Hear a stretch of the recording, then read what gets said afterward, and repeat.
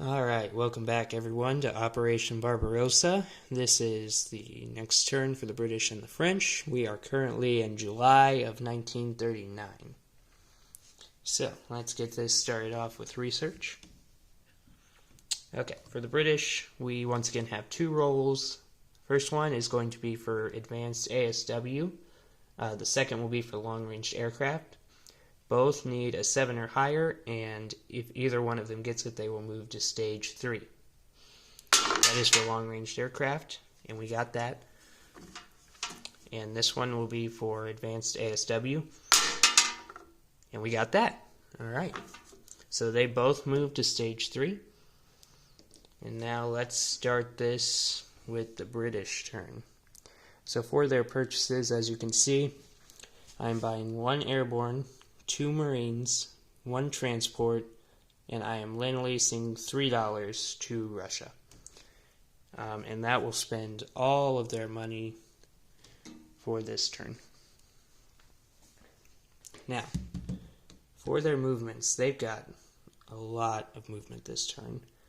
I'm going to start off, obviously, with combat movement. So for combat movement, we've got 1 Marine moving from London to Belgium and taking Belgium. And we've got 1 moving to Picardy to take Picardy. I will note now that none of the territories that are taken, that are French, will be given to the Free French. They will all stay British. Okay. And next, this strategic bomber is going to go 1, 2, 3. And drop an airborne infantry into Alsace-Lorraine. Land him back in London. And the transport in C-Zone 10 is going to go 1. Take the 2 infantry out of, I believe, northern England. Stay there, you. And drop them both into Normandy. And that is all the territory that we will take from the Germans. And I believe those are our only combat moves. Now for non-combat, we have a couple more. These 2 ships, the heavy cruiser and destroyer in C-Zone 21, are going to go 1, 2, 3 to C-Zone 48 and go on escort duty there.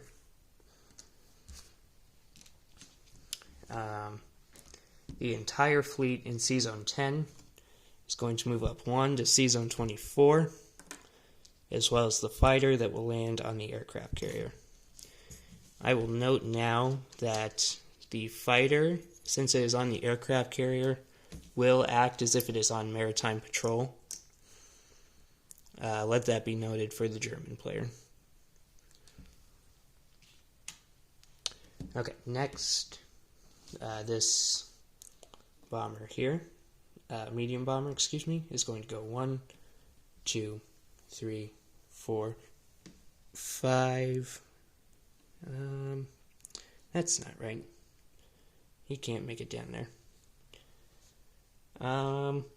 Is there something I'm missing? No, I just think he can't make it down there. Okay, I apologize. That was a miscalculation. So he will remain there. Okay.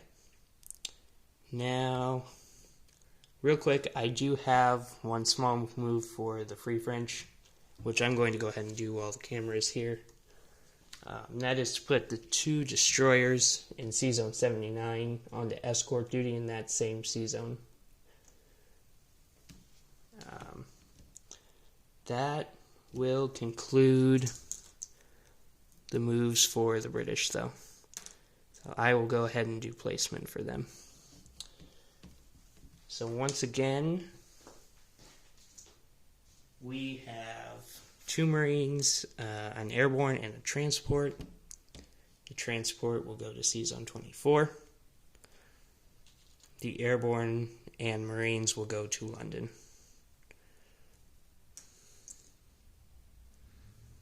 Okay. And now for the FEC. For their purchases, they have 1 regular infantry, 2 colonial infantry, and 1 Gurkha. And that will use all but $1 for them, so they will save $1. Now, for movement, they have a complicated move because I have to use my war stick here. All of the ships in C-Zone 58 are going to go, excuse me if I'm rusty with this, I haven't used it in a while. They're going to go 1 right there, and then they're going to go 2 right there, and then they're going to go 3 all the way up there into C-Zone 115. And that fighter, once again, will be on Maritime Air Patrol, so let that be known. Okay. And excuse me, this fighter and Maharashtra, I don't know how to say this one, I apologize. Maharashtra is going to move up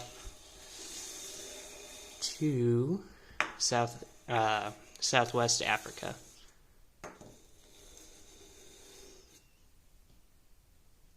Get in there, you. You can see the struggle of having this big of a map in this clunky of a way. Okay, and now finally we will do their placement. So for their placement, their regular infantry, of course, will go to Calcutta. Their colonial infantry will go 1 to Haryana and 1 to Benares, and 1 Gurkha to Bengal.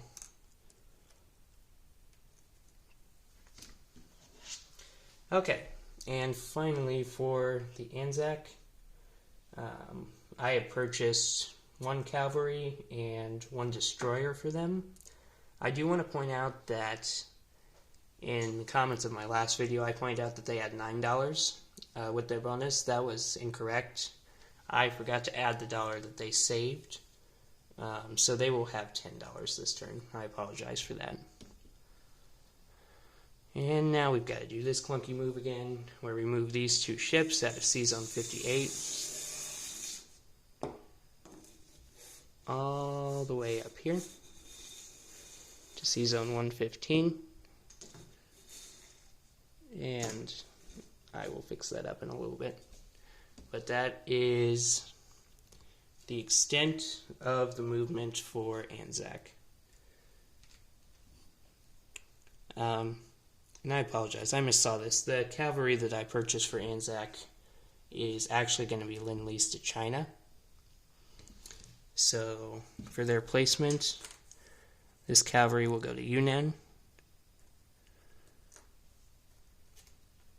And up top, their transport will go to C-Zone 146. Right there. Okay, and if I'm not wrong, I think that is everything for this turn for the British and their colonies. So, just to clarify, the final incomes for this turn, or next turn, excuse me, should be Anzac will have $9, British will have 33, and the FEC will have 15. I believe that is correct. If it is not, don't be afraid to correct me or point out any questions that you might have. But I will see you all next turn.